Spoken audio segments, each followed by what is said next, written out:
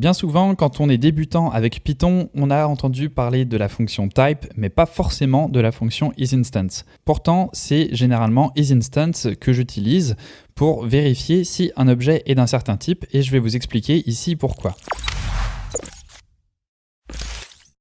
Si par exemple je fais une variable nombre qui est égale à 5 et que je veux vérifier que cette variable, donc le type de cette variable, est un nombre entier, je peux utiliser la fonction type, lui passer ma variable nombre et dans ce cas-ci ça va me retourner int. Je peux donc faire une simple comparaison avec cette classe int pour vérifier que mon nombre est bien de type nombre entier. Donc je vais faire type de nombre égal à int, et là ça va me retourner true puisque cette variable est bien de type nombre entier, donc de type int. Si par contre je vérifie que type est de type float, donc un nombre décimal, là j'aurai bien false qui va m'être retourné. Donc ça c'est avec la fonction type. Ça permet tout simplement de vérifier le type d'un objet. Maintenant, on peut faire la même chose avec isInstance. Si j'utilise isInstance sur nombre et que je vérifie que nombre est bien une instance, puisque là c'est ce qu'on vérifie avec isInstance, on vérifie si cette variable est une instance de cette classe, donc là dans ce cas-ci int, et bien si je vérifie ça, là j'ai également true qui m'est retourné, puisque nombre est bien là encore de type nombre entier. Si je vérifie que isInstance de nombre est de type float, là j'aurai false qui m'est retourné de façon là encore très logique. On va par contre avoir une différence majeure entre ces deux fonctions dans la façon dont elles gèrent l'héritage. Si vous ne le saviez pas, les booléens par exemple sont une classe, donc un type d'objet qui hérite des nombres entiers.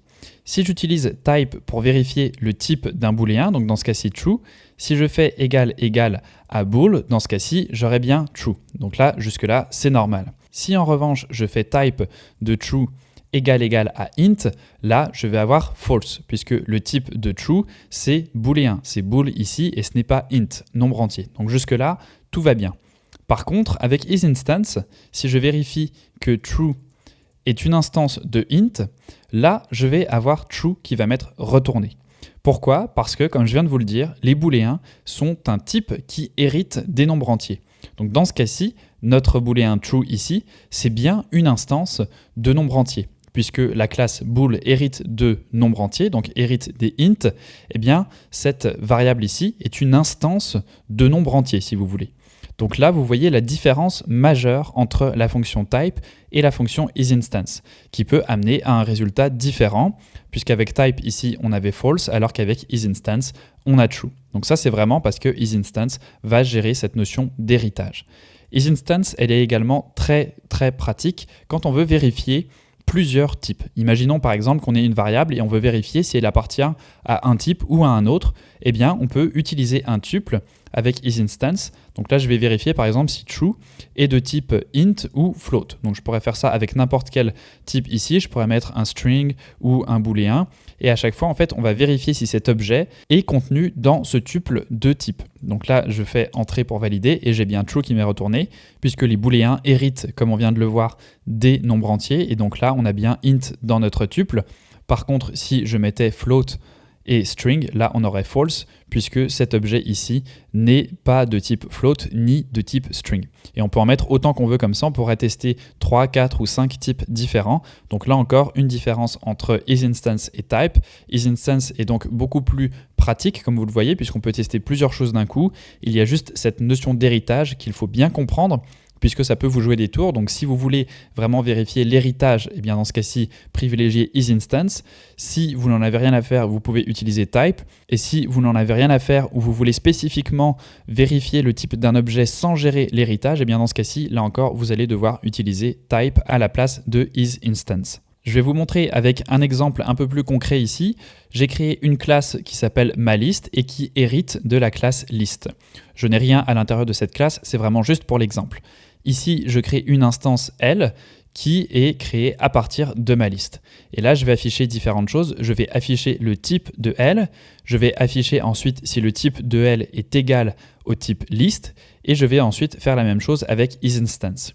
Donc là, vous pouvez mettre pause et essayer de voir à peu près ce que ça va donner dans votre tête. Et moi, je vais vous montrer tout de suite ce que ça donne. Donc si je lance le script, on a déjà le type de mon instance, donc le type de L ici, et on a une classe de type malist. Donc ça, c'est le type de notre instance. C'est une instance de cette classe. Donc là, jusqu'ici, tout va bien. Ensuite, on a print type de L qui est égal à list. Donc là, on a false, puisque, comme je vous l'ai dit précédemment, là, on ne vérifie pas l'héritage. Donc même si notre classe malist hérite du type list, le type de mon instance n'est pas égal au type list. Par contre, avec isInstance, on a bien true qui nous est retourné parce qu'elle est bien une instance d'une classe qui hérite de la classe list. Donc dans ce cas-ci, on pourrait également vérifier ma liste directement. Ça marcherait de la même façon. Si je relance mon code, on a bien true. Donc là, on peut vérifier la classe directement, mais on pourrait également vérifier si mon instance, donc si ma classe, ma liste ici, en fait, est de type list. Donc vous voyez que c'est quand même très pratique, puisque ça nous permet d'aller plus loin. Ici, on ne veut pas uniquement vérifier si notre instance, elle, est de type ma liste, mais on veut en fait vérifier si ma liste, du coup, est une classe qui hérite du type list. Et ça, on peut le vérifier avec isInstance. Donc très pratique, isInstance. Personnellement, c'est ce que j'utilise le plus. C'est assez rare que j'utilise type ici, sauf vraiment dans quelques cas très précis où je veux vraiment avoir une égalité parfaite et que je ne veux pas avoir justement cette gestion de l'héritage. Mais les 3 quarts du temps, moi je vais utiliser isInstance. Donc voilà pour la différence entre type et isInstance. C'est assez complexe. Si vous débutez avec Python, c'est probablement pas quelque chose que vous avez besoin de maîtriser sur le bout des doigts. Mais si vous avez déjà fait un petit peu de Python, c'est une différence qui peut avoir son importance à l'intérieur de vos scripts et donc il est toujours préférable de la connaître. Si tu as appris quelque chose avec cette vidéo, n'hésite pas à laisser un pouce bleu et si tu n'as rien appris, eh bien laisse un pouce bleu quand même, ça fait toujours plaisir. Et n'hésite pas également à t'abonner à la chaîne pour avoir accès à d'autres vidéos de ce genre.